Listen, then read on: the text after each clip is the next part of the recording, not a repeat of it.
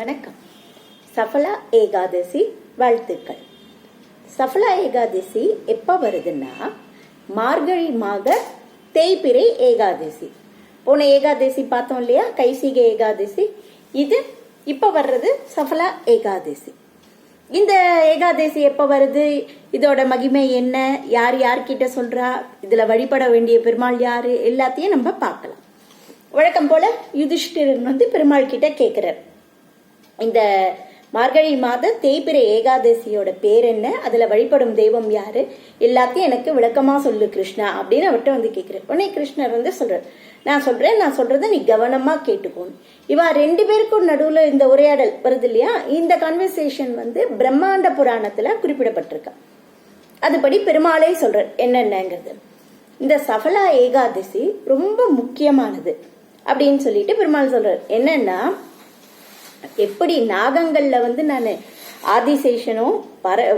ஆதிசேஷன் எப்படி முக்கியமோ, பறவைகள்ல கருடன், அது மாதிரி யாகங்கள்ல அஸ்வமேத யாகம், ரிஷிகள்ல நாரதர், இது மாதிரி இது எல்லாத்துலயும் எது முக்கியமானதுன்னு ஒரு லிஸ்ட சொல்லிட்டு, அது மாதிரி ஏகாதசி விரதம் அது ரொம்ப முக்கியமானது. இந்த ஏகாதசி விரதத்தை யார் இருக்காளோ அவ என்னோட ரொம்ப பிரியமானவா அப்படின்னு சொல்றாரு.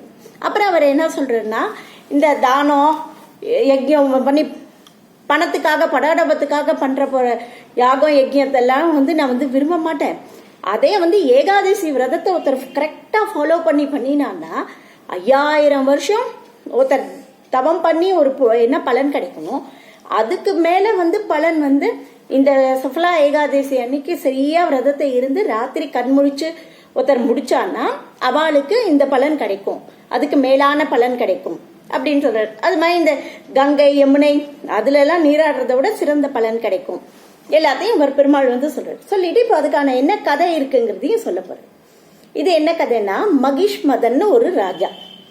அந்த மகிஷ்மதன்கிற ராஜா சம்பாவதி அப்படின்னு பேர் இருக்கிற ஒரு நகரத்தை ஆண்டுன்னு இருக்கான். ரொம்ப நல்ல ராஜா, ஆட்சி சிறப்பா, ஹரிபக்தன் சிறப்பா பண்ணிட்டு இருக்கான். அவனுக்கு 4 பசங்க.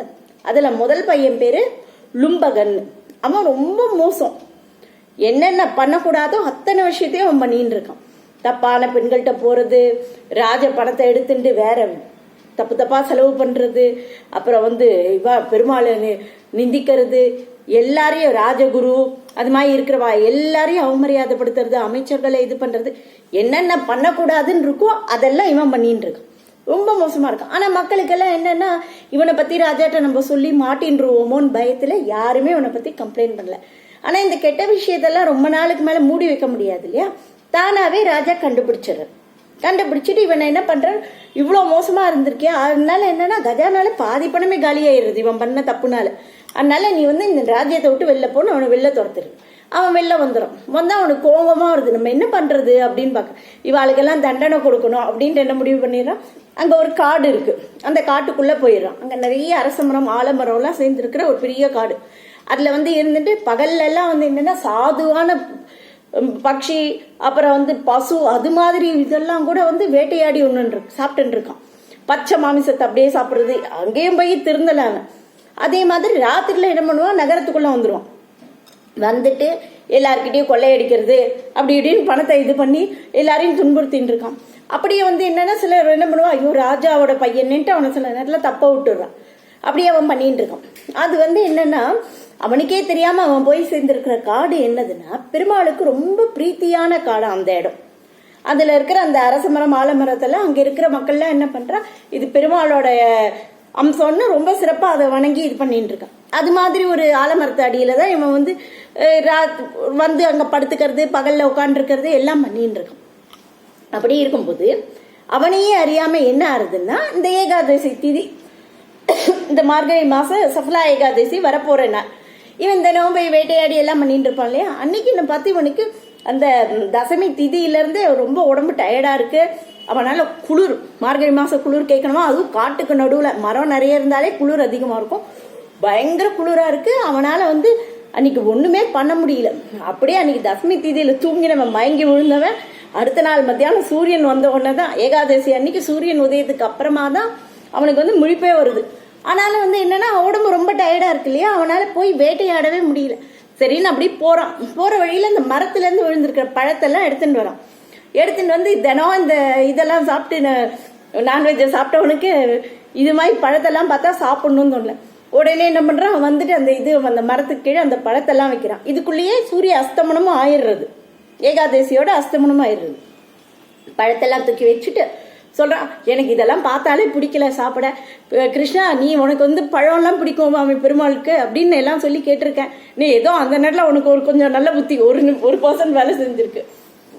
அதனால நீ வந்து நீயே இதெல்லாம் ஏத்துக்கோ, எனக்கு ஒன்றும் வேண்டான்னு சும்மா மரத்தை பார்த்து இப்படி கை கூப்பிடுறான். அவனையே அறியாம அப்படி கை கூப்பிட்டு என்ன பண்றான், திரும்ப ஒரே அவனுக்கு அந்த காட்டுல எல்லாம் அலைஞ்சுட்டு இருக்கிறதுனால சரியான உடை அதெல்லாம் இல்லை, கம்பளி எதுவும் இல்லாதனால குளிர் நடுக்கத்துல தூக்கமே வரல அவனுக்கு.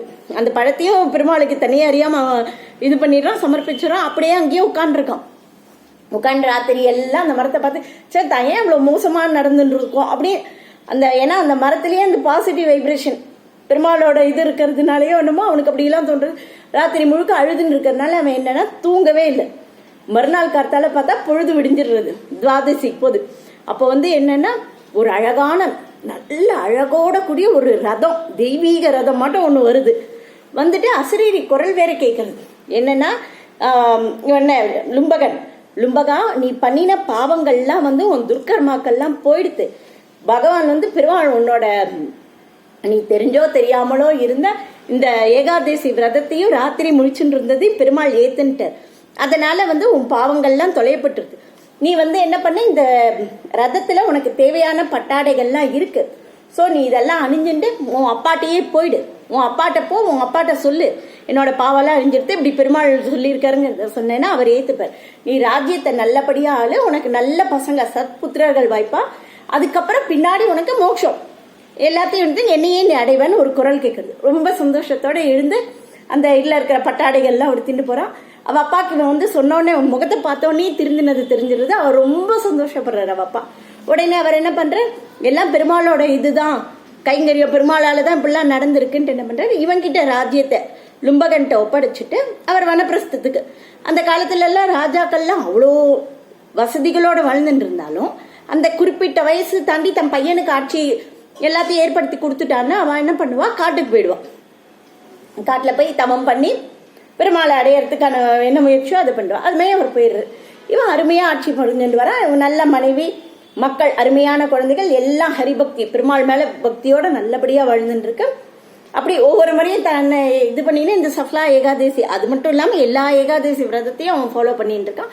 வாழ்க்கையில நல்ல விதமா வெற்றி கிடைச்சிருது. இதான் பெருமாள் சொன்ன சஃப்லா ஏகாதசியோட கதை. சொல்லிட்டு அவர் சொல்றாரு, இந்த சஃபலாங்கிற வார்த்தையே வந்து என்னன்னா வெற்றியை குறிக்கிறது. வந்து நிறைய துன்பங்கள் எல்லாம் நீங்கி நிறைய குறைய அதான் சொல்ல அக்ஷய பாத்திரம் மாதிரி அல்ல குறையாத செல்வம் வேணும்னாலும் நம்மளோட தடைக்கல் எல்லாம் படிக்கலாம் மாறுற மாதிரி ஒவ்வொரு ஸ்டெப்பு. சில பேருக்கு வந்து பார்த்தோம் வச்சுக்கோங்களேன், எல்லாமே அவ கரெக்டா பண்ணுவான். ஆனா என்னன்னா கரெக்டா இப்ப ரிசல்ட் நமக்கு ஜெயிச்சிடுவோம் அப்படின்னு நினைக்கிற நேரத்துல பார்த்தா அவளையே அறியாம தோல்வி வந்துடும். ரொம்ப மனசு வருத்தப்படும். அப்படி இருக்கிறவாள்லாம் கண்டிப்பா வெற்றி பெறணும் அப்படின்னு முடிவுல இருக்கிற எல்லாரும் ஒரு குழந்தைகள்ல இருந்தே ஆரம்பிச்சிடலாம். ஒன்றும் பெரிய இது இல்லை. கொஞ்சம் இந்த சாதம் இதுக்கு பதிலாக உப்புமா இதுன்னு கொடுத்து டிஃபன் அது மாதிரி கொடுத்து சாப்பிட்டாலும் ஒன்றும் பிரச்சனை இல்லை. அப்படி இருக்கும் போது என்னன்னா கண்டிப்பா அவன் வந்து வெற்றி பெறலாம். அல்ல குறையாத. இந்த லும்பகன் எவ்வளவு மோசமானவனா இருந்திருக்கான். அவனை எப்படி நெருப்பு எப்படி தெரிஞ்சு தொட்டாலும் சுடும், தெரியாம தொட்டாலும் சுடுங்கிற மாதிரி இந்த விரதத்துக்கு அப்படிப்பட்ட மகிமை இருக்கு. அதனால வாழ்க்கையில வெற்றி கிடைக்கணும்னு நம்ம நினைச்சோம்னா கண்டிப்பா இந்த ஏகாதசி விரதத்தை ஃபாலோ பண்ணணும். இந்த ஏகாதசி விரதத்துல அப்புறம் இன்னும் முக்கியமா என்ன நம்ம சொல்லலாம்னா தானம். இது வந்து 15ஆம் தேதி ஏகாதசி, 16ஆம் தேதி நம்ம துவாதசி அன்னைக்கு வந்து கார்த்தால 9:15 7 மணிலேருந்து ஒரு 9:15 நம்ம வந்து கார்த்தால சாப்பிட்டுட்டோம்னா நல்லது.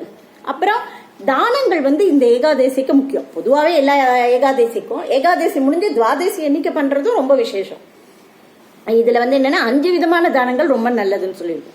ஃபர்ஸ்ட் வந்து என்னன்னா சாப்பாடு. ரொம்ப கஷ்டப்படுறா இல்லையா, எல்லாம் இருக்குன்னு சொல்றவாளை கூப்பிட்டு சாப்பாடு போடுறதுல அந்த அளவு இது ரொம்ப வந்து கஷ்டப்பட்டு சாப்பாடே இல்லை அப்படின்னு இருக்கிறவாளுக்கு போட்டோம்னா அன்னதானம் ரொம்ப சிறந்தது. அப்புறம் வந்து இன்னும் முக்கியமா வந்து என்னன்னா உடை, வஸ்திர தானம். வஸ்திர தானமும் சிறந்தது. இந்த ரோட்ல எல்லாம் பாவம் எத்தனையோ பேர் வந்து இந்த குளிர்காலத்துல போர்வை கூட இல்லாம பிளாட்ஃபார்ம்ல எல்லாம் படுத்துட்டு இருக்காங்க. அது மாதிரி இருக்கிறவாளுக்கு கூட ஒரு போர்வை அது மாதிரி எல்லாம் கொடுத்தாலும் ரொம்ப நல்ல இது. அப்புறம் வந்து மருந்து, ஹாஸ்பிட்டல்ல போய் பார்த்தாலே தெரியும் எத்தனையோ பேர் பில்ல கையில மருந்து சீட்டை வச்சுட்டு வாங்க முடியாம. இந்த சஃபலா ஏகாதசியில இந்த மருந்து தானமும் ரொம்ப முக்கியமா சொல்றேன். முடியாதவாளுக்கு மருந்து, அது மாதிரி இந்த மெடிக்கல் ஷாப்ல கூட யாராவது பணம் இல்லைன்னு வந்து கேட்டானா கொடுங்கன்னு அது மாதிரி பணமா கொடுத்து கூட நம்ம வந்து இந்த தானத்தை முடிச்சுக்கலாம். மருந்து தானம், வஸ்திர தானம், அன்னதானம், அப்புறம் வந்து இது கல்வி தானம்.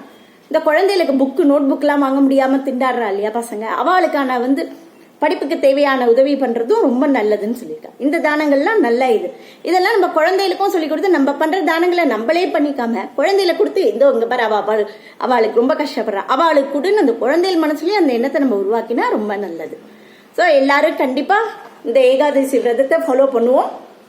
அப்புறம் முக்கியமா சொல்ல மறந்துட்டேன், இந்த ஏகாதசி விரதம் இந்த கதையை கேட்டோம் இல்லையா, இந்த கதையை நம்ம படிச்சாலோ நம்ம கேட்டாலோ மற்றவாளுக்கு சொன்னாலோ ராஜசூய யாகம் பண்ணினா பலன் கிடைக்கும். ஸோ அதனால ராஜசூய யாக பலன் வேணும்னா எல்லாரும் என்ன பண்ணுங்க, இந்த கதையை கேளுங்க, முடிஞ்ச அளவுக்கு எல்லாருக்கும் ஷேர் பண்ணி விடுங்க, சப்ஸ்கிரைப் பண்ணுங்க. நன்றி, வணக்கம்.